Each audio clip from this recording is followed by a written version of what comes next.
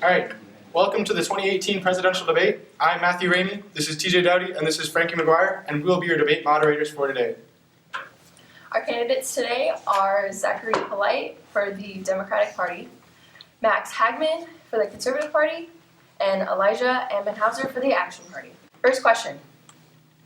With some of the recent shootings, people have started to talk about having more gun restrictions. What are your thoughts on that?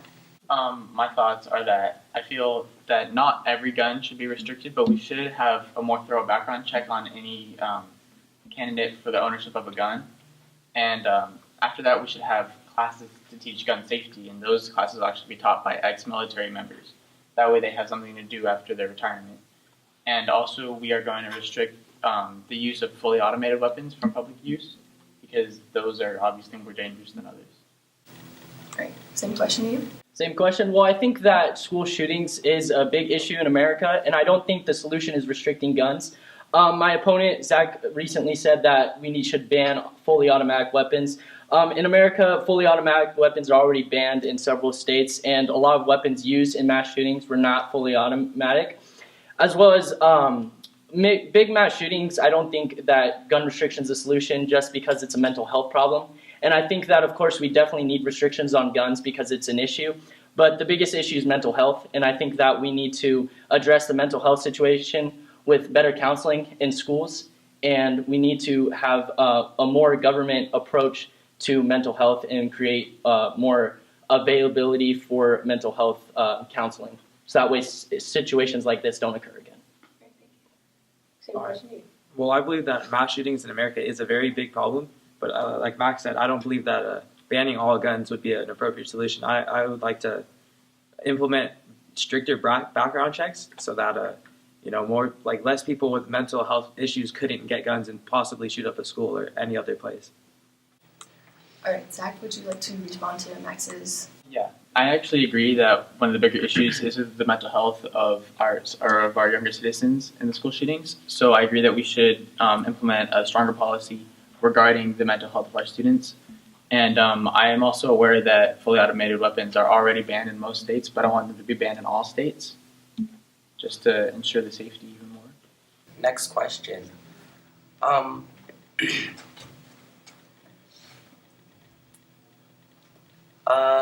What is the most important policy on which you and your opponent disagree, in your opinion? You're starting with me? Yeah. I think one of the biggest things that me and my opponent disagree on is the economy and our military. The economy, he believes that the government needs more power in the economy, more restrictions, and I believe that trickle-down economics is key to the success of America and job growth. Right now, the Republican Party is currently in the House, Senate, and presidency, and the unemployment rate is the lowest since 1969. And also growth in the economy is growing faster than ever. And I believe that that's the right way, is to reduce taxes and keep on this flow so that way we can have a successful economy. As well as military, our biggest issues are overseas, and we have some of the biggest threats such as China and Russia. And I believe that minimizing our military is a bad way to keep going, because we are producing freedom for the rest of the world, and we need to keep going with that. And we need to make sure that our enemies are taken down so that way we can help democracies across the world. All right, I think the biggest issue that me and my opponents disagree on would be the economy.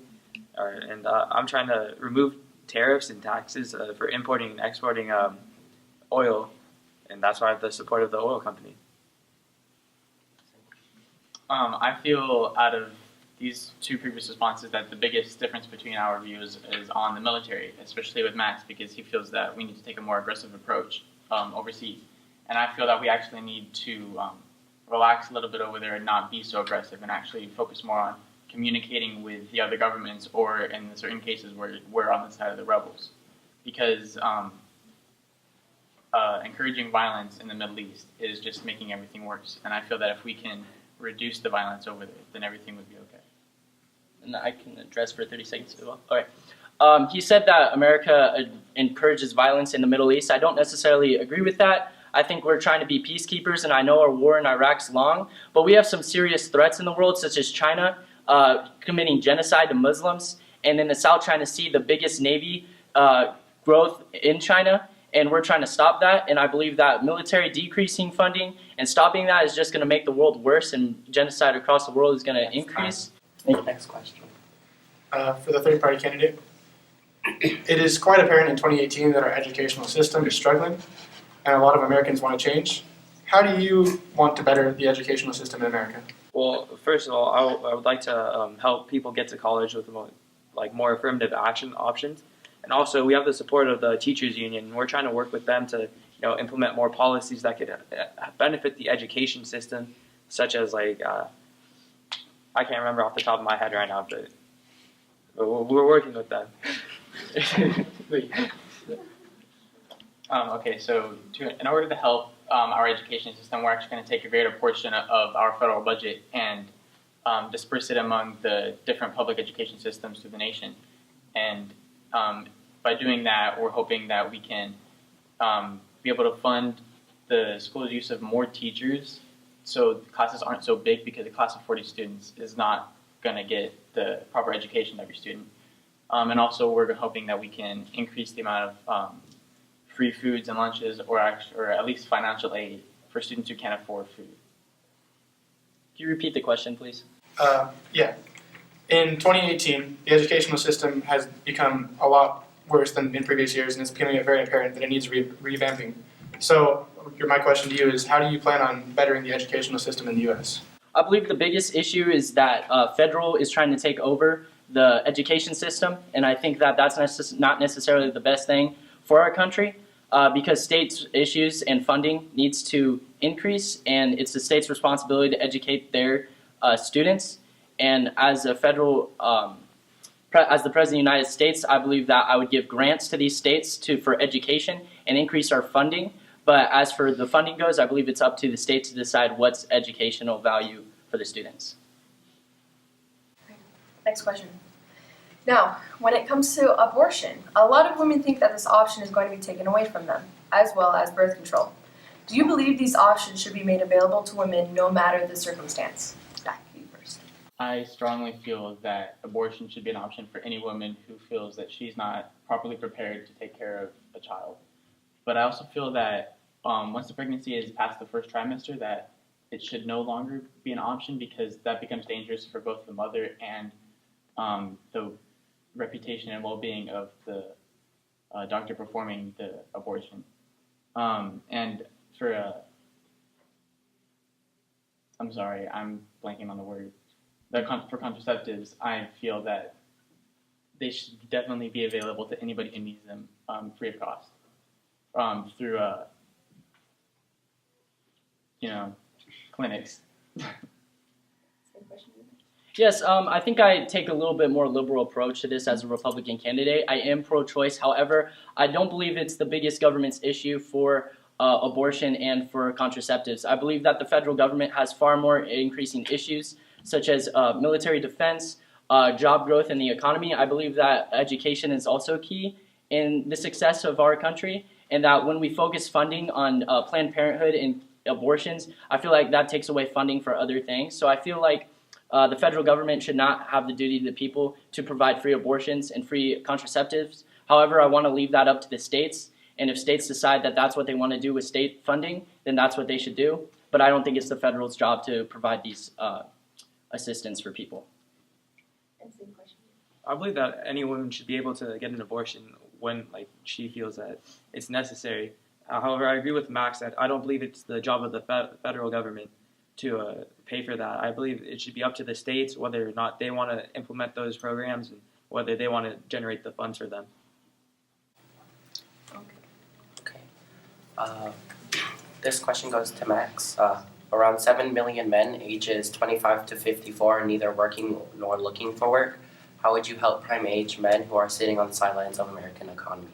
Right. So one of my key factors in my campaign is job growth and helping the economy. And one way I believe is that we have too many foreign tariffs too much world economy. And I believe that we need a more local and country economy. So one way is job growth is the oil industry. And I believe that we take too much foreign oil and we need to have this in America. And if we have oil drilling and oil jobs and oil economy grow in America, then job growth will grow as well, and I feel that those people will be employed. As well as education is also key into getting these people into the workforce and making jobs available as by lowering taxes and making it easier for them to work and get more funds. As part of our endorsement with the oil company, we have agreed to open up more land in the U.S. for oil drilling, which I believe will open up many jobs, which could grow the economy and help people who don't want to join the workforce. That's an open job right there. Our approach on job opportunity throughout the United States actually goes hand in hand with our environmental policies, because we would also like to find a way to desalinate and disinfect ocean water. That way we have more water to drink, and by doing so, the organizations working on that project will in turn create more jobs for everybody. And also we are doing other things, like we're creating a new agency specifically, or we're actually expanding the EPA to envelop everything environmental, which will also in turn create more jobs.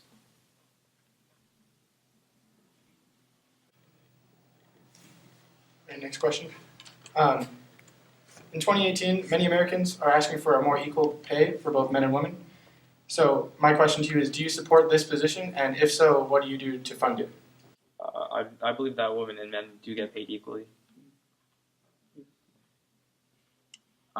I mean, there's been research showing that it's not equal, but there's not much that we can do funding-wise to help prevent this. It's no matter what we do, it's still going to be up to the people who are running the corporations or organizations who are paying the men and women. So it's up to them in state legislature to enforce laws to help this. Essentially, I don't necessarily understand the question because I don't necessarily believe that the wage gap and equal pay necessarily exist. Just because necessarily if people were paid differently because of their gender, then people would abuse women in the workforce and hire a lot of women just because they could pay them less. And it's been experienced, such as illegal immigration are paid in workforces and the labor because they can be paid less. Now, if women were paid less in the economy, then businesses would be more inclined to hire women just because they could get paid less instead of men. So necessarily, I don't agree that the wage gap is something serious that we need to worry about in the economy. And many economists agree as well that the wage gap necessarily is nothing to worry about. All right, Ms. Polite, what are your steps towards being more environmentally aware of the depleting ozone layer and how the greenhouse effect affects not only wildlife but our own lives as well? That is actually one of our main focuses if I were to become president of the United States, because we're going to help prevent what's happening with our environment by laying a heavier tax on corporations who decide to use fuels that are harmful to the environment, and just for those fuels. So it's not going to be just an overlaying tax on those corporations. And also there will be a little bit heavier of a tax overlaying the corporation if their emissions are harmful to the ozone layer, because with that depleting, I mean, so are our lives. Can you repeat the question, sorry? Yes, I can. What are your steps towards being more environmentally aware of the depleting ozone layer and how the greenhouse effect affects not only wildlife but our own lives as well? I'm a conservationist. I think that the environment is important for the humanity. And one of the biggest issues is, I believe, foreign influences such as China, India, and places of big manufacturing. I believe the United States is not necessarily the #1 cause for the ozone layer depleting. However, the United States is responsible for foreign industries to capitalize on cheap ways to produce things. And so as a result, I believe that we are responsible for them, not necessarily doing them. But how to improve this? We stop buying from manufacturers who have cheap ways depleting our environment, and we start more local and in the United States economy and manufacturing jobs. So that way we can help reduce this by stopping those countries who are depleting our ozone layer and hurting our environment. I believe we could help this problem by importing less goods from other countries opening more jobs here in the U.S. where we could get more workers, and cutting back on our environmental footprint by starting new environmental projects to use clean energy as opposed to just using one type or another. This question goes to Max to start with. Would supporting the LGBT community be a top priority above the safety of this country, such as different programs? And if so, where would this money come from, and would it be taken out of military spending? Well, I believe that the LGBT community is just like everyone else. Everyone in America should be treated with freedom, dignity, and the right to pursue happiness. And I think that they just envelope what is so great about this country is the freedom to believe whatever you want and have your beliefs. And such as spending, I don't believe that necessarily they need any spending, but I do 100% support the community, and I believe that military spending is in favor of them. In fact, many LGBT people want to serve our country and be a part of the military. So I think that the cancellation of transgender people, for example, from serving this country is completely outrageous. I believe that anybody, no matter what you believe in or who you are, should serve this country. And that necessarily that our military is for everyone, and the fact that me increasing the military spending would be anti. Thank you. Could you repeat the question? I asked, would you support the LGBT community and consider them a top priority over military spending? I believe protecting our country should always be our number one priority. However, I do believe that they are a very important part of our community as Americans. I believe that we shouldn't necessarily spend more than we're spending on the military just to protect their rights, but implement more policies that could help, protect them against discrimination. But I believe that our number one priority should always be keeping all Americans safe, not just one demographic. I definitely support the rights of the LGBTQ community. However, I do not think that it should be a priority over our military because the military protects the safety of our nation as a whole. But I do 100% support the LGBT community. And I feel like that the retainment of their rights is up to state legislatures if there are going to be any laws protecting them. So I will leave that up to them. However, we should encourage our nation to be more accepting of everybody. With the ballooning national debt, should the government start making cuts in spending, and if so, where? I believe we should stop spending so much on our prison system as it is flawed. We are the country that incarcerates the most people, and we spend like millions and millions of dollars on useless things such as the death penalty, where in some states they just lock people up and claim that they're going to send them to be executed and just like keep them in prison, which wastes millions of dollars each year. And I believe that if we cut that out, then we could save like a lot of money. I agree with Elijah on the fact that we spend way too much on our prison system, especially on the death penalty, because it's never really used. So by cutting that out, we will be able to spend more money elsewhere. And also, as we spend 54% of our federal budget on the military, I believe that we can cut that spending a little bit, not dramatically, but possibly at least like 5%. And that way we can take the money from cutting our military budget and use it elsewhere in order to create jobs and provide more economic opportunity for every person in our nation. I think the key to our debt is actually how we are spending this money and actually performing of what the government is actually supposed to do, and that's transportation, the safety, and the pursuit of happiness for people. And I believe that we need to cut spending where things are deemed useless and are not necessarily useless just for states' issues, such as Planned Parenthood, and welfare needs to be reformed, and prisons as well. I think that a lot of key issues have been held up from previous